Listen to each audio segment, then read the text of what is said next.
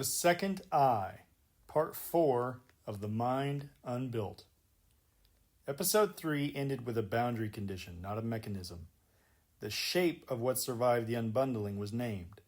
A directional process with an inseparable felt interior operating in both directions, receiving and reorganizing. What it couldn't yet address was the system's relationship to itself. That is where Episode 4 begins. The receiver is not neutral. Before describing what the second eye is, something needs to be established about what it observes. The receiver that survived the unbundling is not a clean state. It doesn't convert incoming signal on a blank surface.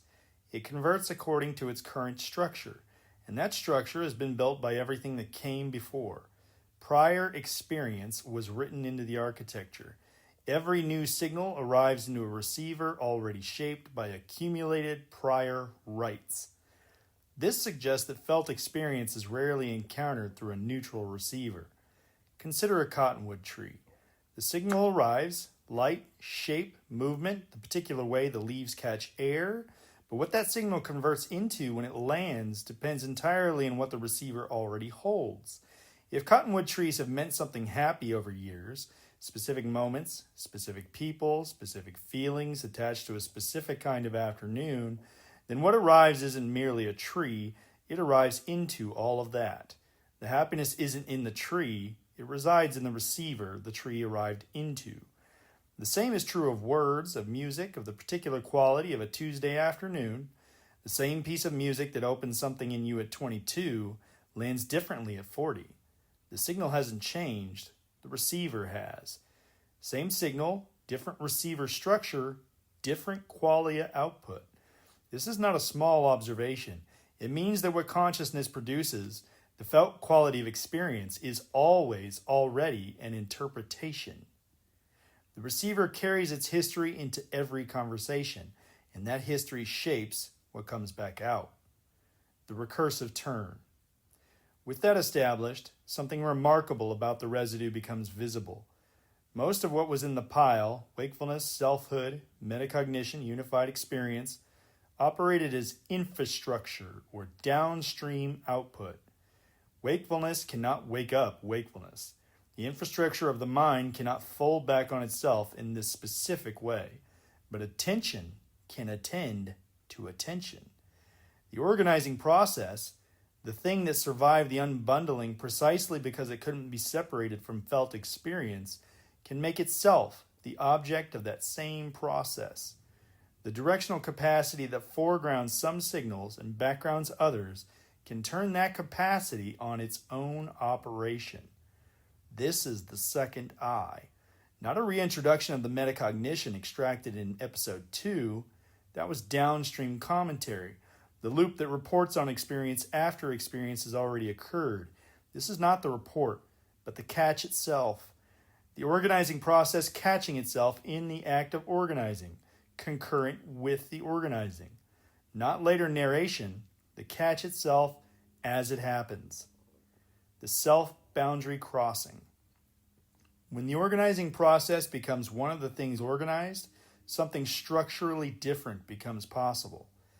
Before, the receiver operates, experience arrives and converts, the interior is there, but the process of organizing runs without itself being organized. There is experience. There is not yet observation of experience as it occurs.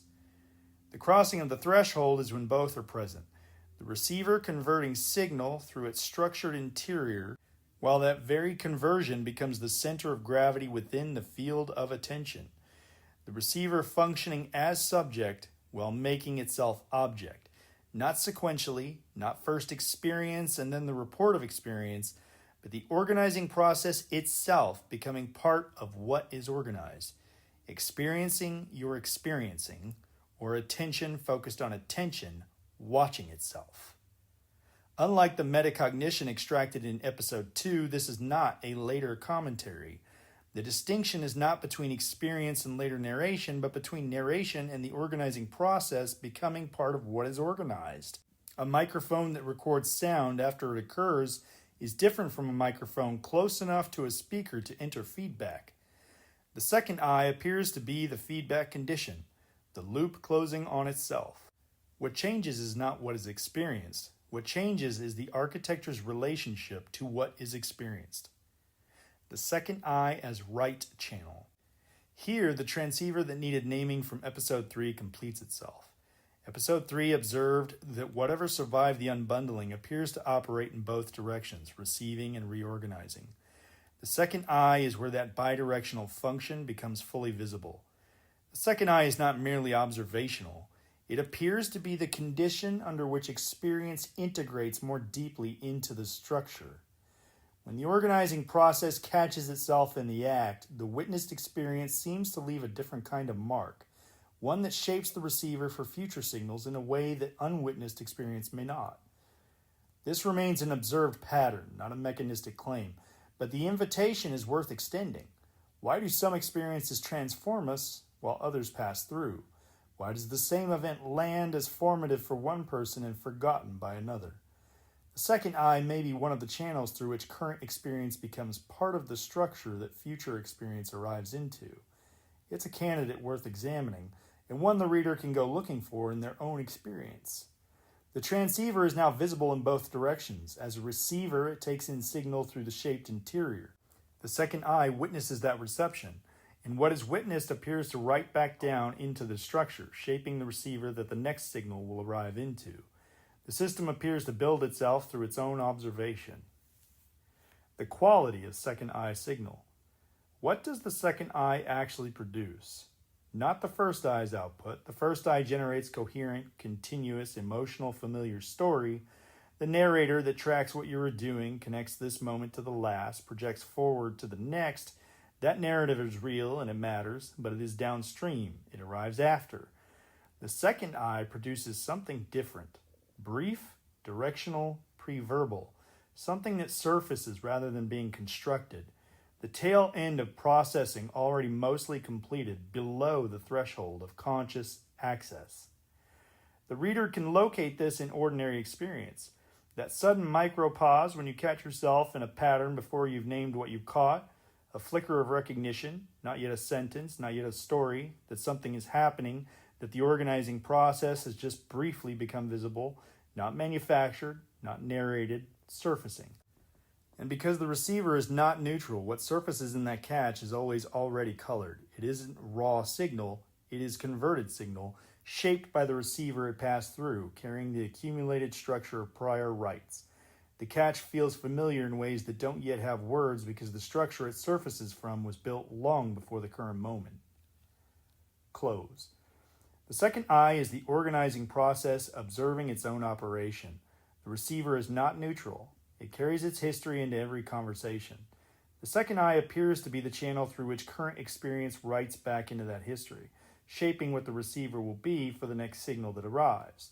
What it doesn't yet address is what happens when the second eye's signal conflicts with the first eye's narrative. The catch surfacing one truth, the story already running telling another. That tension, and what it takes to let accurate signal override familiar narrative, is Article 5. Next, the gate. What happens when second eye signal and first eye story point in opposite directions? This is part 4 of the series The Mind Unbuilt. Subscribe to follow along, and thanks for listening.